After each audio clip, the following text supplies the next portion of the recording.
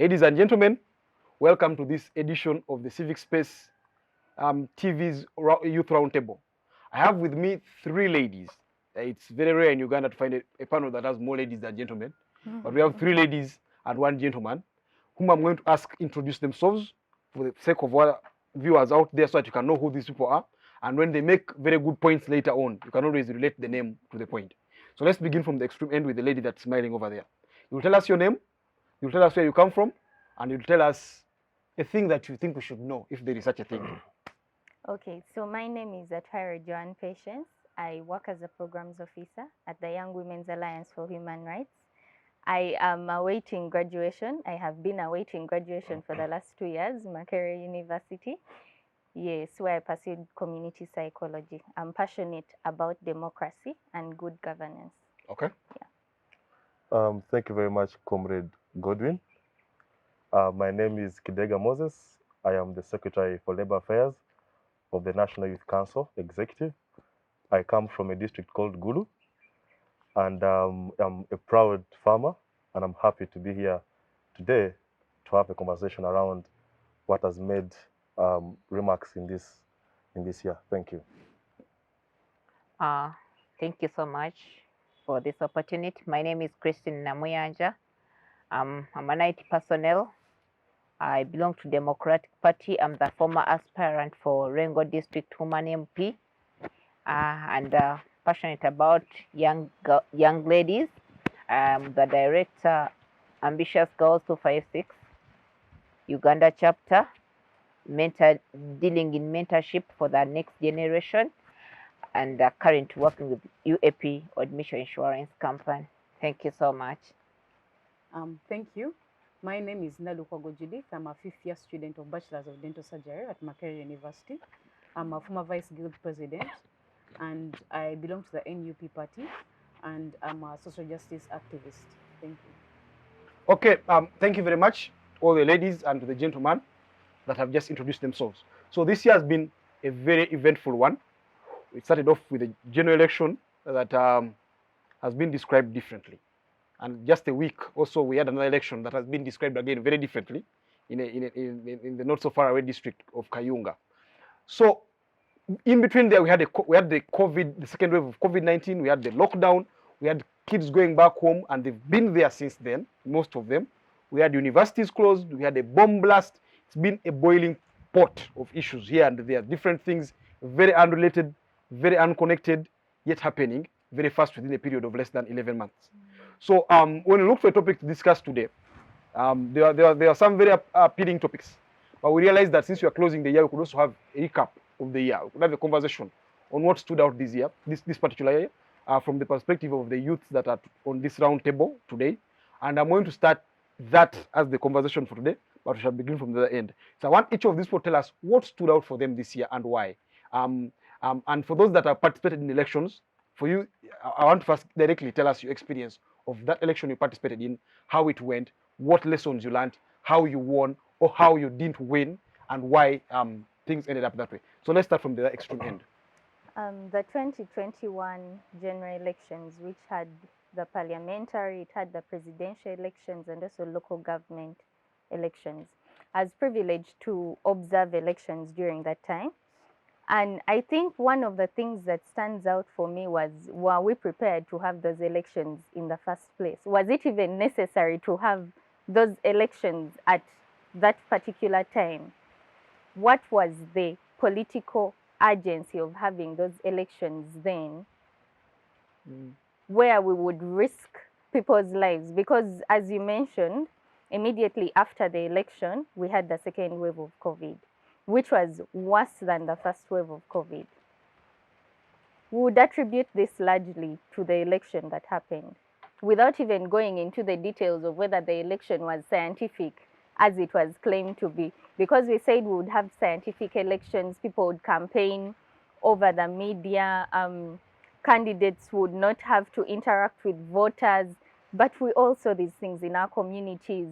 I was in a Namuyanja District, and people would converge in large numbers to campaign and say, vote for me, you know? And this is something we could not stop because the prices of the media were skyrocketing. Media houses were asking for 4 million an hour. How is a young person supposed to pay all that money to access airtime in a scientific election? Okay.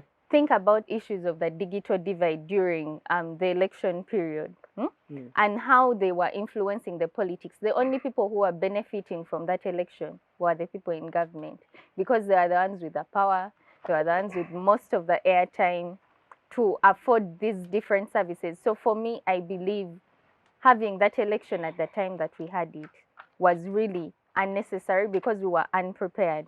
Ugandans did not understand what was happening. We went to vote as usual. We talked about social distancing, and you'd go to a polling station and the lines are long, you know? What did we do differently? What scientific aspects of the election were there apart from charging exorbitant nomination fees that we have always done? Yeah. Okay, let's move to Comrade Kidega. Thank you very much, Comrade Godwin. To me, just like my good friend Joan has put it across, what equally stood out for me was the fact that as a country, we went to polls at a time when the country was, or the world at large was undergoing the COVID-19 pandemic. To me, I think just like Joan said, it was an extreme risky venture that we took as a country. But also, I must say that elections are a matter of law. They are a matter of mandate.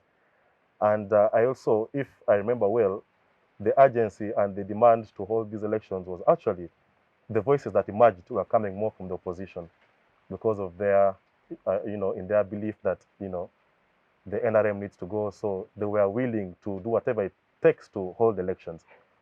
But so as Kidega, someone from the National Resistance the NRM Movement, does not always listen to the opposition. sorry, come again? The NRM does not always listen to appeals from the opposition. It is strange that you listen to this one.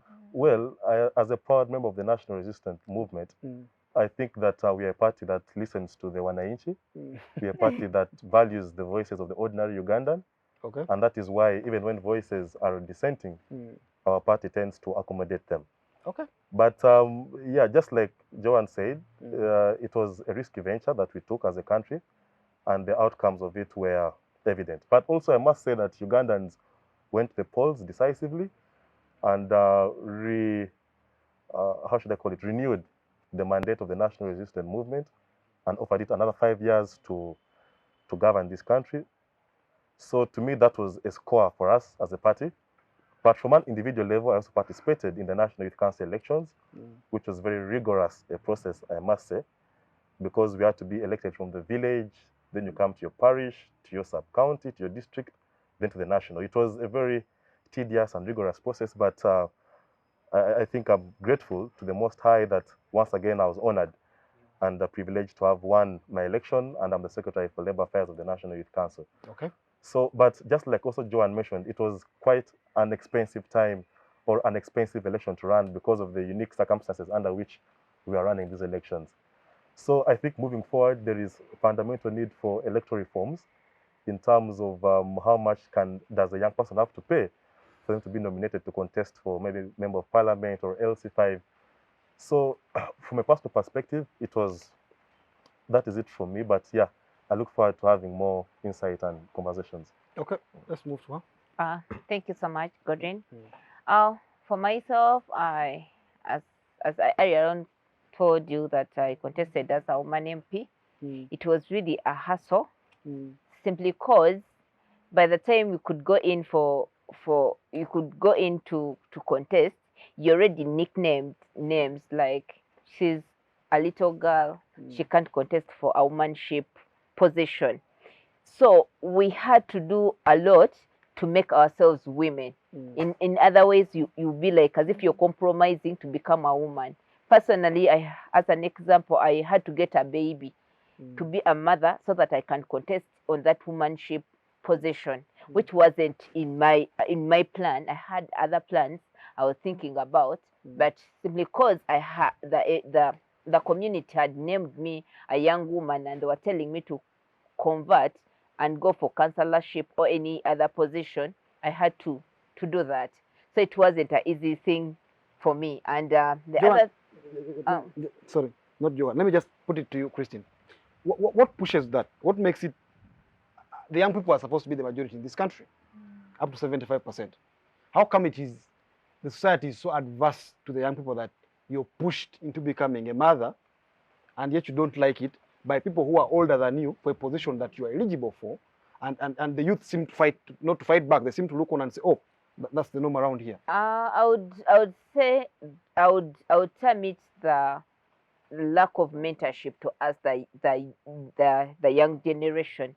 We are lacking that mentorship, that we do not have those people we are clinging on, more so like the older leaders who are ladies that can tell us that yes you can do this, or you can do this. So you find like they do not want to leave their space, so we have to fight, and the only way you can fight for space is that you have to do your portion. Like you're termed like an orphan who is fighting for your space, because the older women don't want to leave. Yeah, and the other thing I found was about the COVID. This made our campaign be short, and yet we did not have enough resources, because you'll find like we would have drives that we would do to get money, but you'll find everyone the economical status quo was a bit low, and you find that everyone we would contact to get finances, they did not have money. So you find like our campaigns were more challenging, that we do not have the resources, and we ended up like the other people who had money had to win it all, because there are some places that you would not reach, not because you don't want, but simply because you do not have the resources. Also, I would say that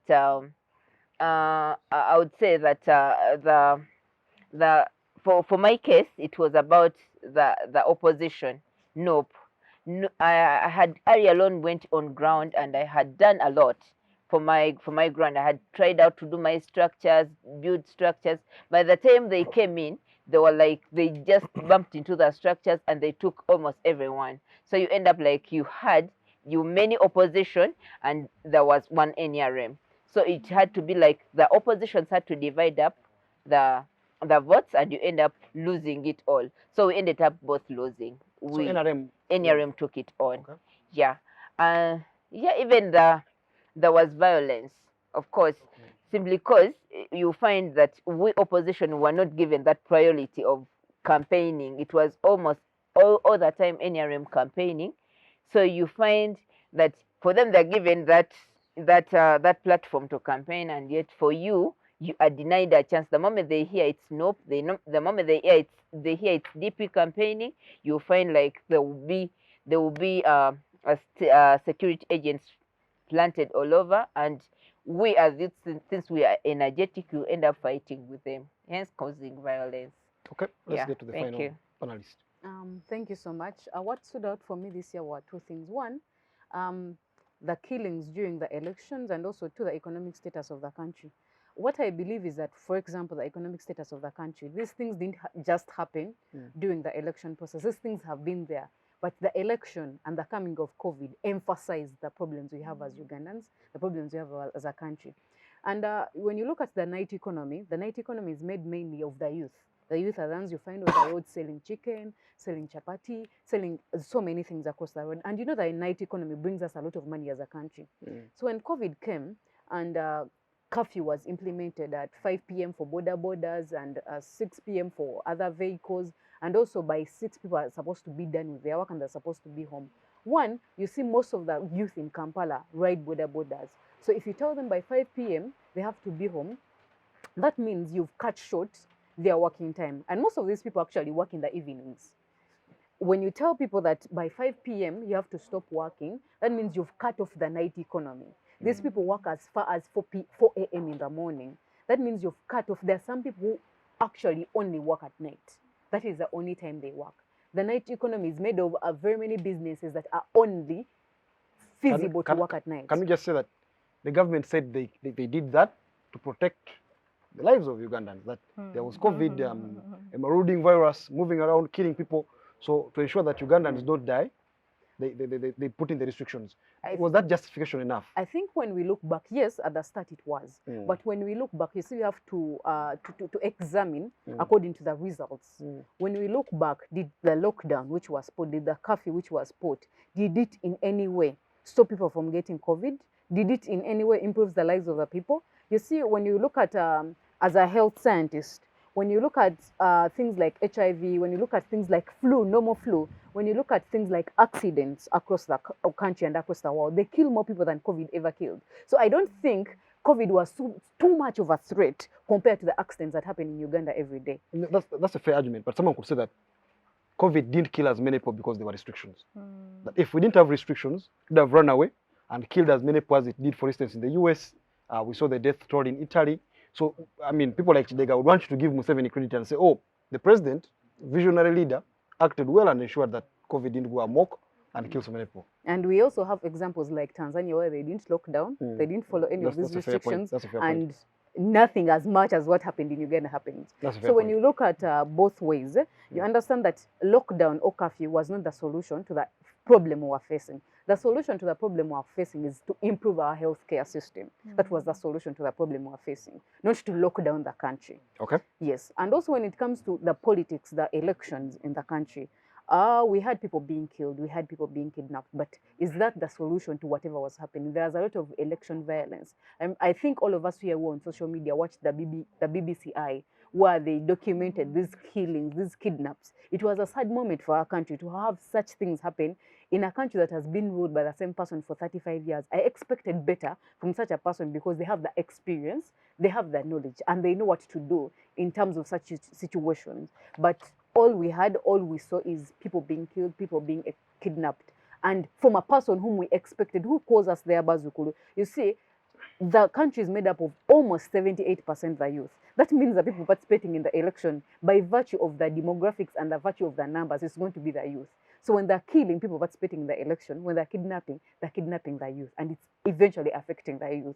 So I expected better, and that is not what happened. So those are two things that stood up for me in this political year.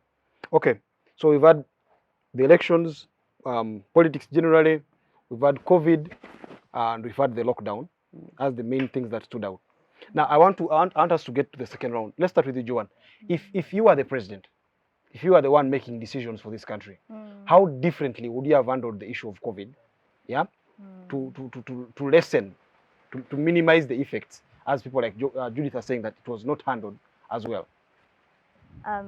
I personally suffered from COVID, so I know firsthand how bad it can get. I think it's not a secret that our healthcare system is in a crisis. And then we only had symptoms. You know, when COVID came, one of the fears I had was that I would reach a point and not be able to access medical services. One, because I don't have any doctor in my family. Two, none of my neighbors are doctors, so who would I run to? During the COVID-19 pandemic, many Ugandans were stranded in their homes and they had to resort to healthcare in their homes. So if I were the president, that was the time where we needed an urgent investment into healthcare. The budget that was passed recently in June, the budget is usually passed June, July. That budget should have reflected the relevance of healthcare, especially in the midst of a pandemic that would kill all of us. But our politicians chose otherwise, to invest in issues of security, which are important, mind you. But if we are all dead due to a pandemic, who would remain to keep Uganda safe? Yeah, that's a fair point. Yeah. But if you look at Uganda's security apparatus today, you have the UPDF and they have doctors who are treating people. Yes. They run an ambulance system that takes sick people to the hospital.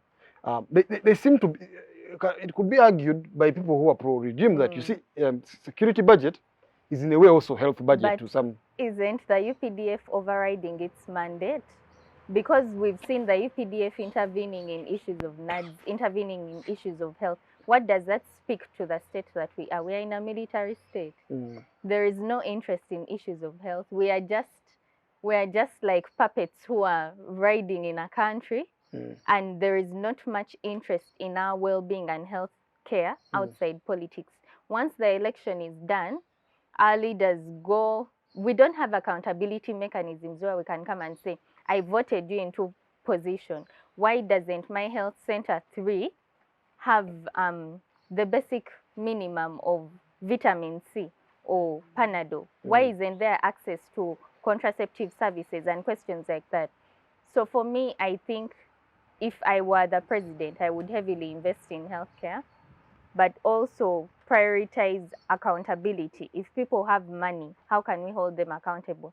A few weeks ago, we were talking about Dr. Musenera and the rats that cost obscene figures, and it was a joke on social media, you know. These are things happening during the pandemic where thousands of people died. We lost family members, but it does not concern politicians or the figures in government. Actually, when Dr. Musenero was castigated about it, the president comes up to defend corruption, and he says, you know, these corrupt people should not be manhandled. They need to be handled in a particular way because they are contributing to the economy in one way or another. What does that say about his interest in the probably 98% of Ugandans who are living in poverty? Okay. Or otherwise. So, Comrade Kidega, it seems like there's a damning allegation against the NRM, against your party. So people are saying the party didn't handle the issue of COVID well. It became repressive, it made the youth suffer, and she has said that if it were up to her, she would, for instance, work on the healthcare system and ensure that less Ugandans died if they ever had access to the hospital. Would you have handled things differently if you are the president of Uganda and you're faced with a crisis like COVID-19? Thank you very much, Comrade Godwin. To answer my friend Joan, let me start by quoting Joseph Nye. Joseph Nye is a scholar of political science from Oxford University. Joseph Nye one time said that there must come a time when the citizens or the people must be willing to give up some of their rights for the state to offer them protection. So to me, a time like COVID puts the state in a very unique situation. Because whereas there is need to protect the lives of the people themselves are equally demanding for their rights, the rights to free movement at night and the rights to these other things. Yeah. So I think at times it's hard to find a balance between protecting the citizens against them own selves, whereas at the same time, them aspiring to withhold or to, wield their rights. Okay. But you see, you cannot have rights if you're dead. So if the state is trying to protect you, to protect your life, and you're advocating for your rights, if you're dead, you won't have rights anyway. So to me, I think that it is a very unfair argument to say that the just a second. She argued about Tanzania. She said similar situation. First with COVID, they didn't lock down. We didn't have the security apparatus out there beating old women or killing people, and yet the sky didn't fall down. Tanzania continues normally. And the economy became a lower middle income status nation. Well, we also know that Tanzania has not been publicly reporting that COVID-19 cases. Yeah, but you see, so we don't exactly have a clear picture of what is happening down there. The thing with COVID, because they are not informing the world. The thing with COVID is that so it is not fair for us to assume. I think the thing with COVID is that it is hard to hide. Yeah, that you easily get overwhelmed. Remember the case of Madagascar? After they brought out what they called a magic herb, they touted it as the solution, gave it to children, bought lollipops for $5 million to give to the kids that were going to take it. Then COVID hit, and they had to go into lockdown. So you believe in the East African community? Yes, I do. Don't you think that it should have been like perhaps better for Uganda to say, but what are these Tanzanians doing that we're not doing? And then maybe pick a leaf from that to strike the balance that you're saying that is hard to strike, yeah? Save their lives, but also ensure that the economy and the rights of the poor are respected. I think to me, the mere fact that Tanzania as a country decided not to publicly put out their COVID-19 cases puts us in a very hard situation to make an in-depth or clear analysis of what exactly transpired in their country. But I think by and large, you saw that the rating of our country was actually very high in terms of how we managed COVID-19. And you see, because me and you have been privileged not to have been affected by COVID-19 or not to have been killed by COVID-19, we have the audacity to come and, speak here and, portray how our government mismanaged this pandemic. But I think world over, our government was rated very high in terms of managing COVID-19. But back to the allegations that my sister is trying to paint on the NRM. You see, in 2005, when our parliament or when Ugandans decided to have or to go into a multi-party dispensation. What that meant is that it brought in competition into the political space of our country. We moved away from the issues of merit, where you voted for on your individual merit, but now to a competition between political entities or political parties. And you see, the truth is, any political party aspires to wield governance or political power of the country. That is why you see even the United States, whereas many of us look at them as a beacon of democracy, even when, for example, the Democratic Party holds power for 10 years and the constitution is very clear that you only have 2 terms and go for a president, they will still feel or file a candidate for the same party because they aspire to hold power for as long as they can. So it isn't wrong for the NRM to aspire to wield power for a long period of time. But also you see competition being competition in its nature is very emotional. You remember when Eric Cantona, I think there was some game between, I think, Manchester United and Leeds, where Eric Cantona was red carded, and then as he moved out of the stadium, he jumped and kicked a supporter, a fan. So that is the intensity of competition. So politics is not different from any other competition across the world, being sports or be it politics or whatever it is. So then, at times the high-handedness and the emotions. Finally, for me, I would think that we know that politics is going to be contested. We know that there's going to be emotions flying. So we accept certain rules. Yes. And so even in these hard circumstances, the rules are ABCD. When Eric Cantona kicked that fan, he was suspended, heavily punished. Why? Because football has its sets of rules. Yeah. So let's brought this back to Uganda. Are we still playing within those rules? When you look at our politics and how it rolls out, she said that when she was campaigning, they would stop her because she's of opposition, and they would stop the people of NUP.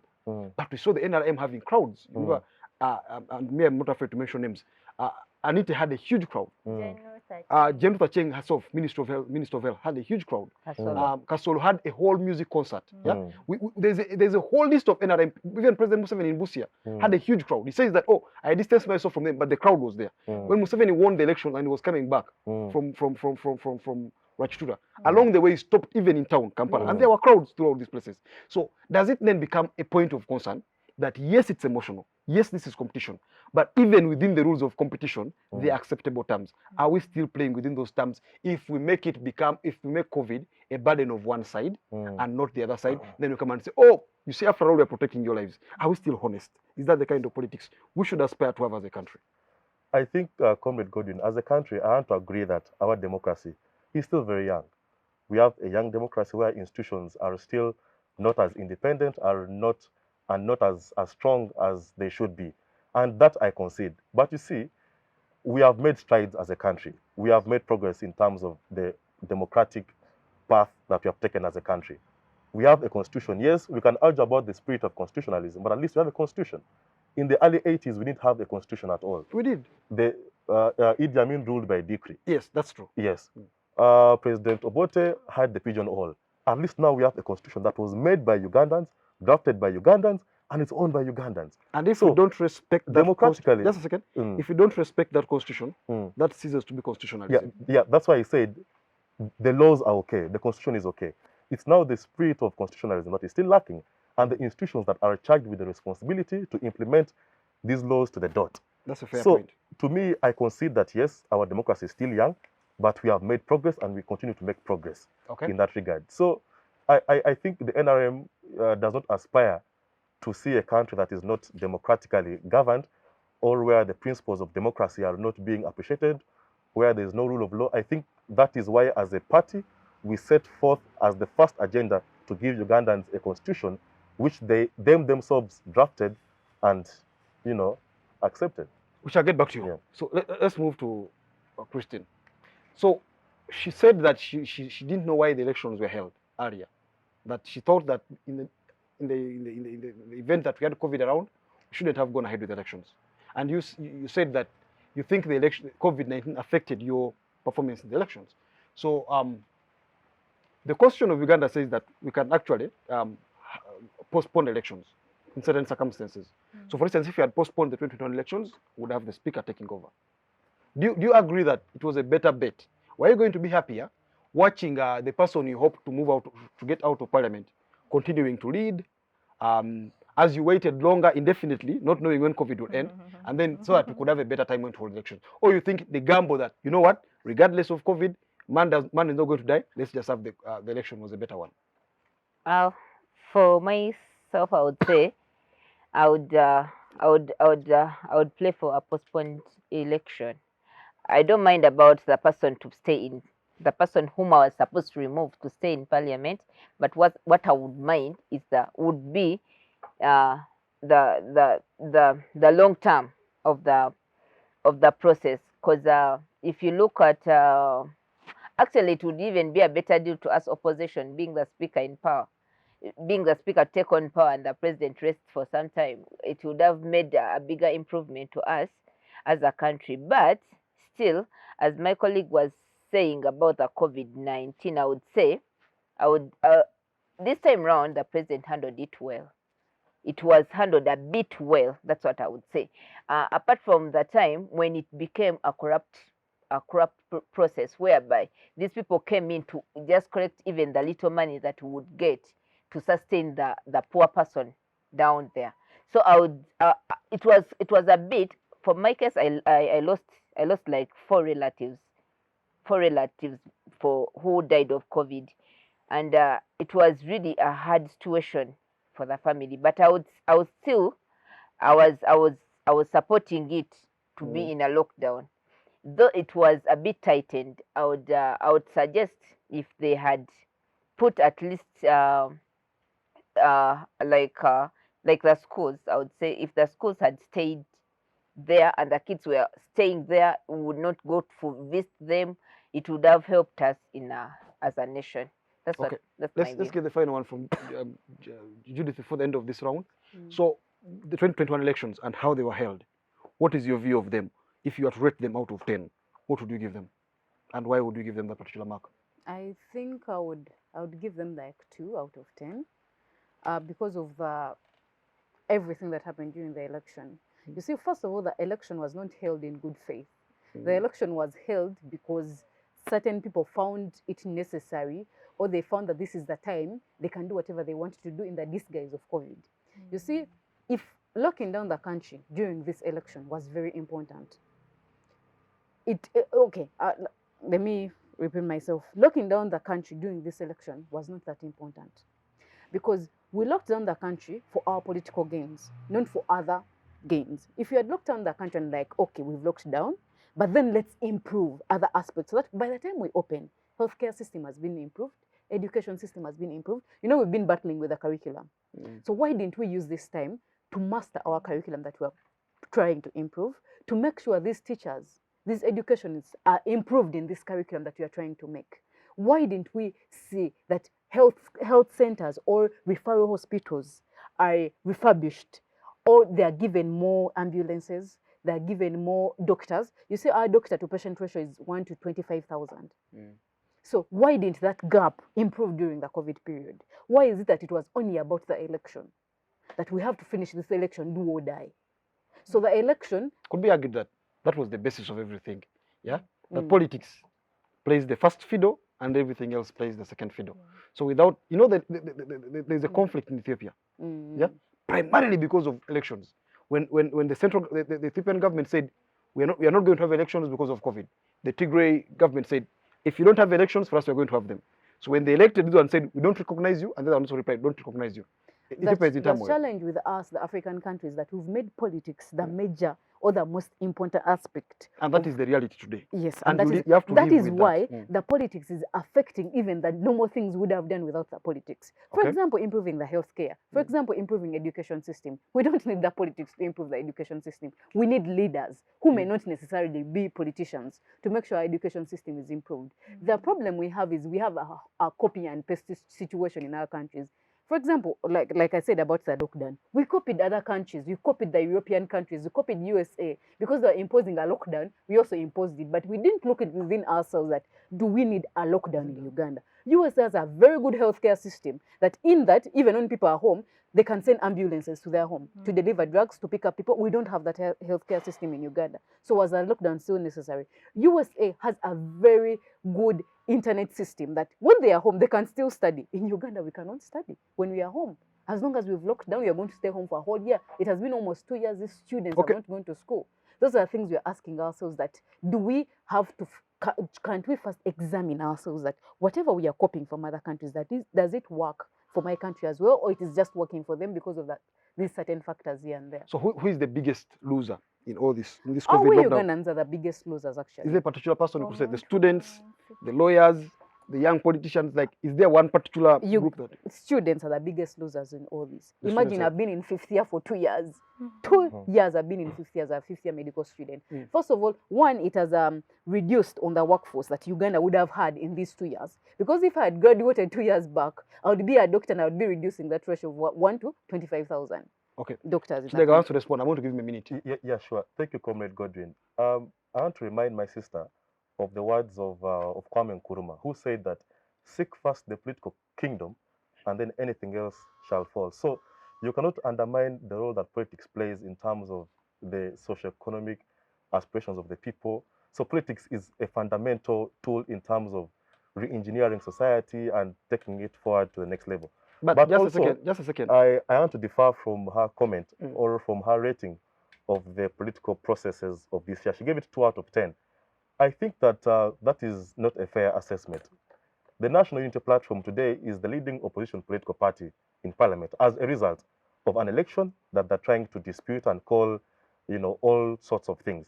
So I think it's not fair for them to credit the election when it works for them and then discredit it when it doesn't work for them, because But they have been chanting Kidega, at just a how minute. they've been chanting at how they defeated the FDC in the parliamentary elections.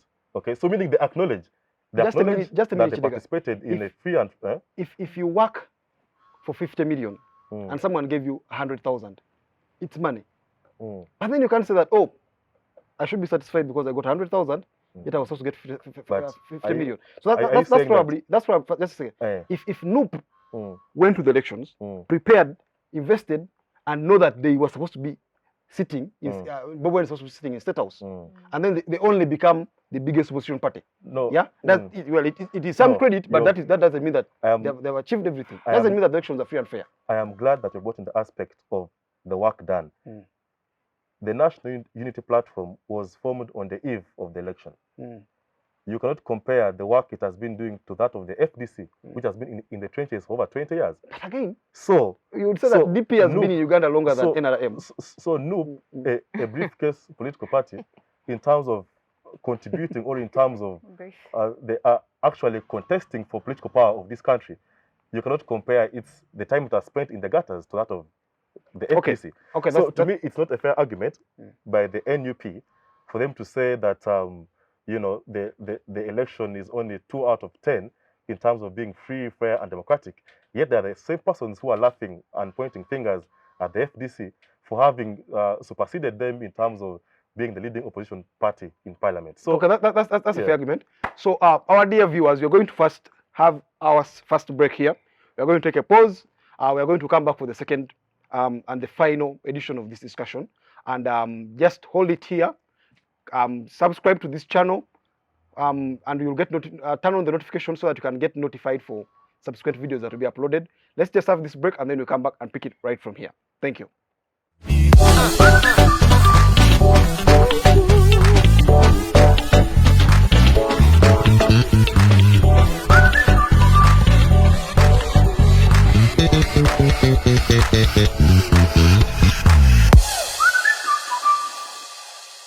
Ladies and gentlemen, welcome back to this segment, the final one of the discussion we're having today. We've seen the young people here tell us, we've listened to the young people here tell us a lot about the year, how it's been like for them, what they've seen on the political scene especially. We've also had a talk here and there of COVID and how better it could have been managed possibly. So this segment continues with that very discussion, and we shall take it up to the end and wind up with the discussion. Perhaps even next week, we could still look at the things that happened and transpired in this week. So let us begin from Judith this side. We've had a tough year. She acknowledged that we've seen a lot of stuff happening in this year. She's pointed out the things that have stood out. What I want us to look at in this particular segment is what these young people expect to achieve next year and what they expect to do better or differently to ensure that next year is any better compared to this year for them. So let's begin with Judith. Judith, what do you expect next year to be like? And how are you preparing for it? What are those things you're doing to ensure that next year is a better year for you? One, what I expect next year, especially from the political organizations like political parties of this country, is I expect better organization and better leadership in the political parties. There's been a lot of crisis, especially in the opposition, actually. So I expect these leaders of opposition, of the opposition political parties to come, sit together on a round table. You see, it's not about opposing. Who are the benefactors in our opposition to the current government? It's the Ugandans. So if you don't sit together and agree on how to oppose, on how to move forward, that means you're not benefiting the Ugandans whom you seemingly want to benefit. So we all have to compromise. I know we all want the power, we all want these positions, but leadership is made up of compromise. Compromise is also part of leadership. There are certain things we have to compromise so that we reach a common ground and be able to fight on a common front so that we can benefit a normal Ugandan. Let me first skip these two and then move to Christine. She has brought in an aspect that I have tried to avoid, but that keeps coming back. Since now the elephant in the room, let's talk about it. Do you think Uganda's opposition parties can ever unite, can ever agree on a common agenda and say, based on this agenda, let's fight the dictator? We saw in 2011 the Inter-Party Coalition, IPC. It brought together, there was FDC, there was the Conservative Party, there was a couple of parties brought together that tried to work together to dislodge the sitting government. They didn't achieve much. In fact, it didn't significantly improve the performance of the person that was fronted, being Dr. Kizza Besigye. 2016, a similar outfit tried to come up in the Democratic Alliance, TDA. It collapsed, and the person that was said to be TDA's official flag bearer, the Right Honorable Amama Mbabazi, got less than 2% of the votes, less than 5% of the votes. 2021, it was supposed to be a three-horse race. Everyone fronted their candidate, but still the opposition couldn't unite. So there is a history of the opposition trying to unite, which has always ended up failing. And now there is a history of not them just trying, laboring to unite, but of them now fighting, going at loggerheads with each other. Who benefits from all these? What is fueling these infights within the opposition political parties? Does it also manifest in youth structures where you guys sit and see these things happening? Thank you so much. Yeah, I think this benefits the junta. Come to say, the president will benefit this if we do not get organized and we get together. It will end up always like opposition will be battling opposition, because lately, if to say, if you see, there is red flag that has been championed by Dr. Kizza Besigye, and it has woken up Chagulanyi also. So you will see like they're fighting for each other. Now DP is left out, UPC is left out, PPP, all those parties are left out. But for my case, I would say that this is the right time for us. If we get joined together and we just have a one head, if we happen to get one head, it will lead us to defeat the junta. But the more we squeeze each other and fight each other, those battles will not help us. But as I've just stated, there's a history that may not also work. I talked of IPC, I talked of TDA. Those were supposed to be opposition coalitions, and they didn't work. The junta stayed. The percentage of the flag bearer didn't escalate exponentially, and the elections happened normally. But at least for this time round, according to what I see, is that at least many people have woken up. All those teams that were built those days, they were not aiming at a low person. They would only help the elite. You would find that everyone would be minding about those educated people, and you find those were the people fighting. Because, for instance, I'll give you walk to work. There were very few people who joined walk to work who are not so much elite. You find, but lately, since this Bobby Wine has opened up the gap, that even the person on the grassroots understand what it means to be a leader, understands who to fight. So I think it can help us. It's going to help us in one way or the other. That if these heads of the parties sit, it might lead us to somewhere. But we are still disorganized a bit, according to the way I see it. Okay. Thank you. Okay. Thank you. Let's then come back to the question, and we are now here. So, what do you expect next year to be like from the youth perspective? Do you expect things to change? Do you expect things to continue? Do you expect them to change for good? Do you expect them to change for worse? And how are you preparing to ensure that for yourself, not next year probably is your year? Of course, next year is my year. So, as an individual, I think we are headed for worst if we don't intervene with urgency. The quality of politics that we have now, which some people would describe as Mugati politics, you know, it's about who has the greatest share of the cake. And there is a scramble for that share of the cake across different political ideologies and divides. If we don't find a way of reigniting the politics of ideology over individualism, whereby you have Nope, but Nope is not Chagulani, and Chagulani is not Nope. If Chagulani went away one day, we would still have Nope the party and the ideology behind it thriving and leading above all circumstances. I think that is what we need as a country, whereby you don't have to pull out Kizza Besigye from his retirement and tell him, hey, we still need you as a country to come and front the red card movement, you know, where you trust that there will be structures that will automatically let leaders of competence rise up. I think for me, that is what we need urgently, because if we are to continue with the way we are moving, we just have people who are campaigning on particular tickets. They win not because they are competent, but because they are riding on a certain red or yellow or blue or purple, you know. So in terms of how we are growing politically, I think we are going backwards, because even the ordinary man doesn't understand the issues that are being fronted. If you're to ask someone, what was NUP fronting? What was NRM fronting? What are the details embedded in the caption, in the slogan, securing your future? What did that mean? You know?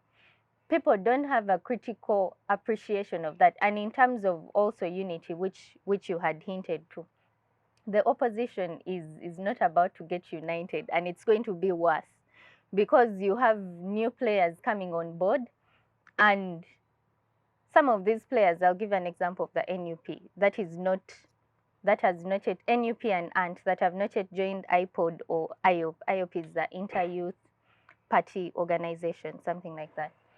So these are avenues where ideally they would sit down and discuss and say, this is the agenda we want to front, a united agenda, a youth agenda.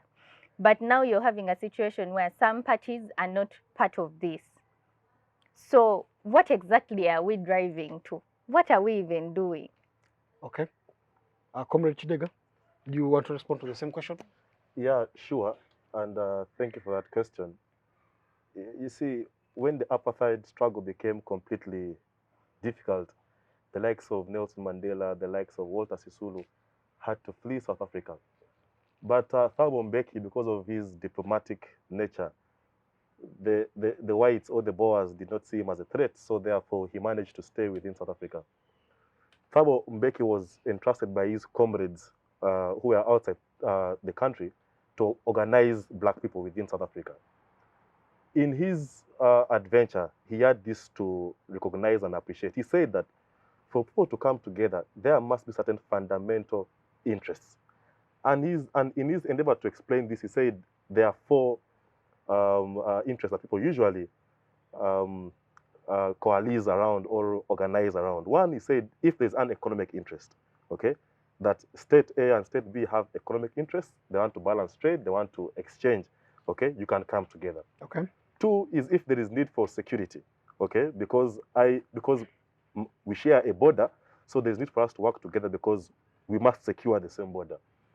The third was if there is the third escaped my mind, but the fourth was the ideological similarity. That at times, if people have common ideologies, they can be forced to come together.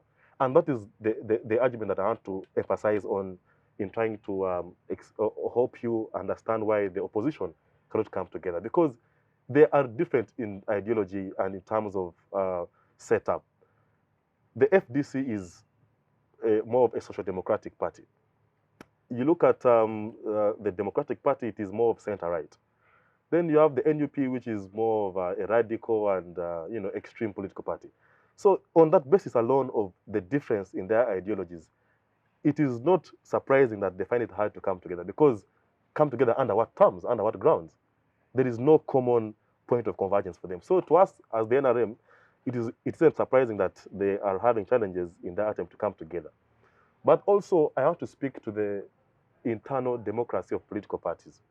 That for a country to have democracy on a national scale, there must be democracy within the political parties. If you saw the way political parties across the board attained their flag bearers, it really leaves us at a point where we surely should desire so much. Let's look at the NUP, for example, the way they attained their presidential flag bearer. It was literally an ambush, okay? They sat somewhere in Kamwocha, called friends and families, and purported that this was a delegation of NUP, delegates. That's an allegation. And then appointed Kyagulanyi as the president, as the flag bearer. They chased the original owner of the party, Mr. Chibalama. So you can see the process through which political parties attain their flag bearers. When you go to how they attain... Didn't I vote for the... Yes. For the president? There was an unanimous decision by the Central Executive Committee to have a sole candidate. So it was consensus. Wasn't the same No, my argument is that in the NUP, the delegates of the original NUP were forced to leave the party. Yeah, because and friends and family members were convened in Kamwocha. Just so we're sure about that question. It's like NUP changed, yeah? In fact, it was not NUP. The party Chibalama owned was never NUP. He got a new name, he got a new slogan, he got a new symbol and everything. He handed over the leadership, and now he has agreed that he did so officially and using the right avenue. But he was in court. He has withdrawn everything. He has agreed, yeah? I mean, going to court, we say that Kyagulanyi was in court, so the elections were rigged. But we can't say that. Okay. So because he changed and said, the right thing is that I was wrong, yeah? So what I'm saying is that just like the NRM has the delegates, just a second. Chibalama is a child to have only realized of recent that he had been legitimately thrown out of the party. See, I'm not a child. I'm not young enough to think that it's only children who would think like that. There are old men in this country, yeah, who do things that children wouldn't even do themselves. Okay. Yeah. So for Chibalama's case, he was all over the place. Today was here, tomorrow was there, today's there, tomorrow is there. So, but eventually, the current position right now, unless changed a few minutes ago, is that he said, well, the party leadership changed through the right procedure, and they withdrew the case from court. So, but going back to the argument you're making, what I'm saying is that it's true NUP didn't choose a leader, but NUP seems to also have a delegates conference. Yeah, the delegates may be friends and relatives, but that's the delegates they have. Kagame says you fight with the army you have. So if they had them and those people picked Bob Wine, how different is that from what the NRM did? Yeah, and to me, that is the argument I want to speak to, the weakness of internal democracies in all these political parties. Okay, and NUP is not an exception. So when we have political parties that have a weak internal democracy, that weakness of democracy, that mockery of democracy is going to be seen even at the national scale. You see, if you pour water in a glass, you will see water outside. You pour wine, you will see wine. So the outlook of national politics is only a reflection of the internal democracies or the internal political processes of these political parties. So I think it is high time that we as political parties begin to have an internal reflection of our internal political processes. Are they democratic? Are these processes really one that we aspire to see on a national scale? If you cannot respect processes from within your party, then how do you expect another player to respect the same processes that you're disrespecting within your party? Okay, so it is just and I'm going to move to high. What we need to first agree is that different parties have different ways of doing things. Yes, there is no one size fits it all. So unless you're going to tell us that under the NUP constitution or under the FDC constitution or under the NRM constitution, because you made a general thing about parties or DP, A, B, C, D was supposed to be done. Instead, X, Y, Z was done. then we can have a discussion around that. I think Andrew So- Mwenda had showed interest to contest for the presidential flag bearer of NUP. NUP, but then he was even before he could reach the NUP headquarters, he was chased. No, it wasn't He chased. went What happened? to- He So- even got a what- But gun. he He got went- interest when the president had already been voted. What happened is on the day that they picked, from what I heard at NUP, is that Yes. on the day they picked Bobby Wine, Mm, they waited for Mwenda. They even called his name, mm, and it was a no-show. mm, So they just had to proceed with the Mm. process. Yeah. mm. So I mean, Any- I could have said that. Oh, I wanted to contest in the NRM elections, Mm. but they didn't pick me. Yeah. Yes. But did I go all the lengths? Their required procedures. If I didn't follow them, then probably I have no right to speak. Okay. So Okay, unless you, I unless you think, can point out the Anyhow, particular. anyhow, the point still stands that the issue at stake is that political parties really are still struggling with internal democracy. And until we realize and appreciate that, then we can begin to discuss the weaknesses of our democracy at a national scale. You see, politics being politics, like I said earlier on, it is very emotional and it is very intense in nature. In 1933, the debate union of Oxford University sat down and agreed that they will not participate in any civil wars. They will not participate in any wars that are being influenced by their leaders. And guess what? Adolf Hitler was listening. Hitler, after hearing such voices from the people, he said that democracies are weak, and therefore, even if he pressed people hard, they would not retaliate. But to the contrary, when he began to have his policies of, expanding Germany and all those things, we saw the backfire. Okay. When he attempted to attack France and all those things, we saw a world war. So the point is that we must stick to the principles of democracy, principles of transparency, principles of accountability, principles of respect for human rights, because the people have the ability to rise up against any undemocratic process. Okay. Yeah. So first hold it there. Thank you for the submission. I'm going to ask her to respond to your allegation. You said that these parties having very different ideologies can never unite because they have nothing that they can coalesce around. But you realize that the NRM seems to have very, very similar divides. Yeah, the old people, the young people who are at loggerheads. You have factions like the NRM Poor Youth coming up, and the other. Yet the NRM. Staggery truth. No, I'm a poor youth. So if these divides seem not a thing of the opposition alone. So if his allegation is true, then why is it that they play out more prominently in the opposition parties as opposed to playing out even in the NRM, where there are similar divides? I think they play out more prominently. One, because it interests the ruling government to create an image that the problems on the left are much greater than what they have internally. It would make news. It would actually make more news to have, for instance, FDC fighting NUP than to have people within NRM fighting each other. What's interesting about that? Family members fight each other day and night, Okay. So I think also creating that narrative has helped keep the government in power, because now people understand that the opposition is not ready to take up leadership.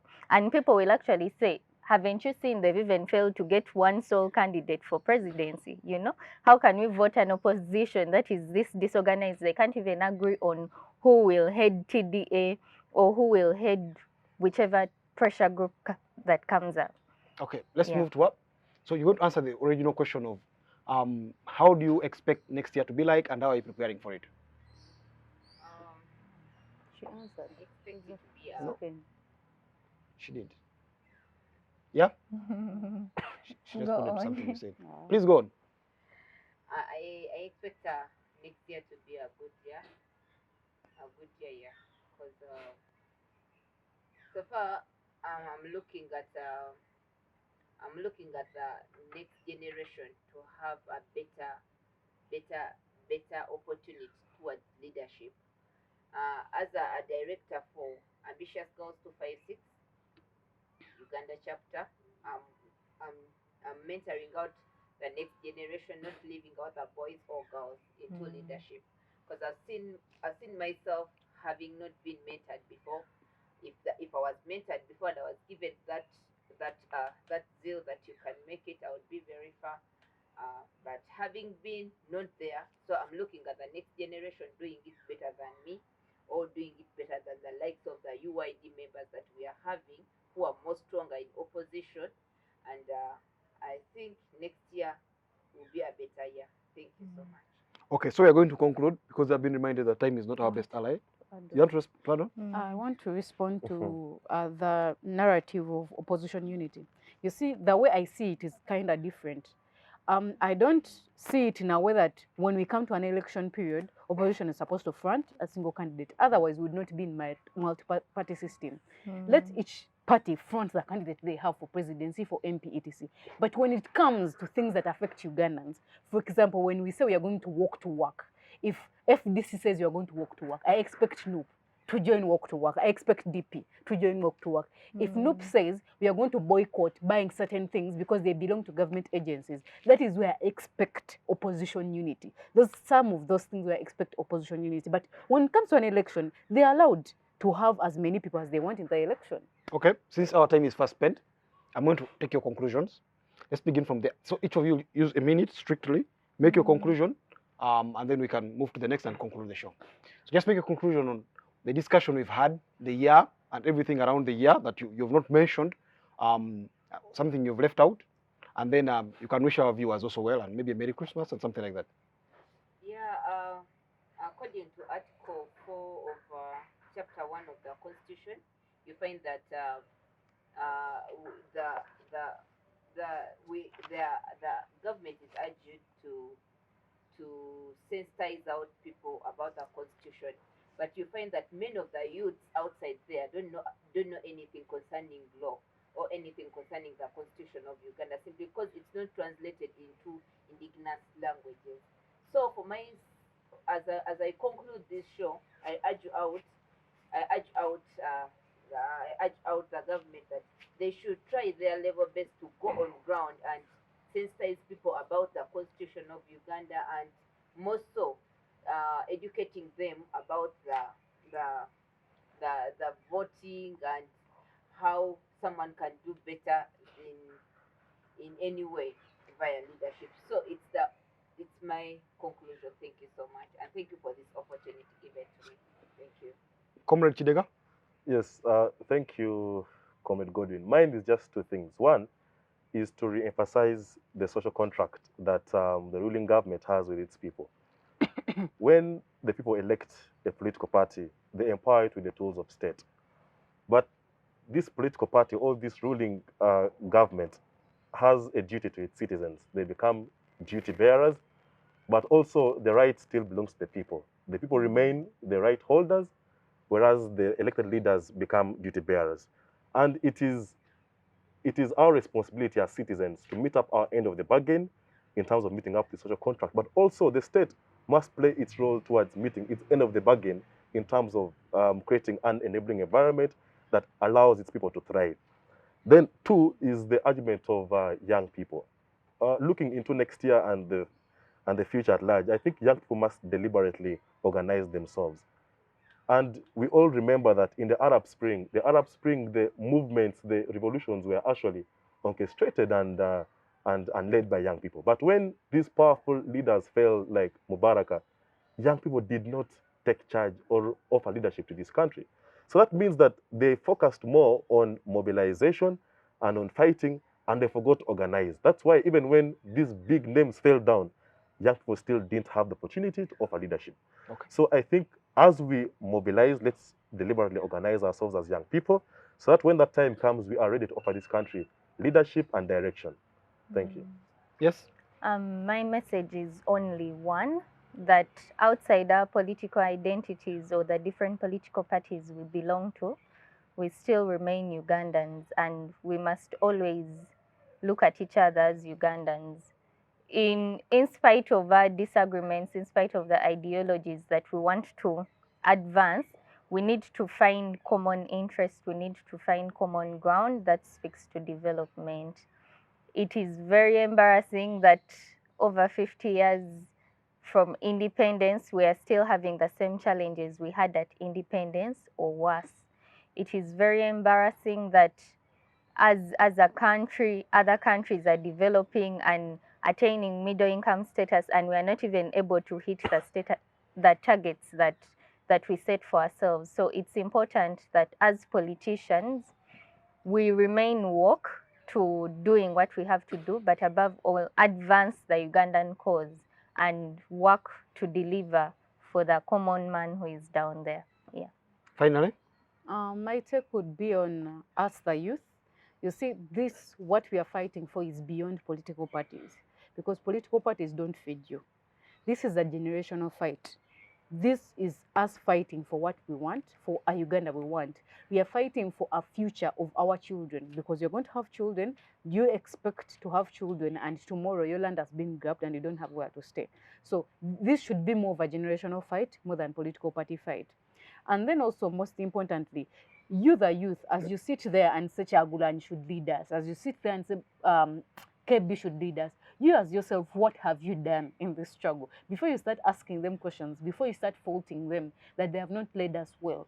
You see, Chagulanyi or Kizza Besigye doesn't have mandate of providing for you or doing anything for you, because they didn't sign any contract with you. It's the government that signed a contract with you. So you can blame the government for not delivering, but you will not blame Bobby Wine for not delivering to you. So ask yourself that in this struggle, me as I'm on my keyboard at home complaining about Chagulanyi, complaining about Kizza Besigye, what have I done to make sure I push this struggle further, to make sure I change the environment around me, to change the people around me, and also to change me as a person? That is a question all of us, the youth, should ask ourselves as we go into the next year. Thank you so much, and Merry Christmas.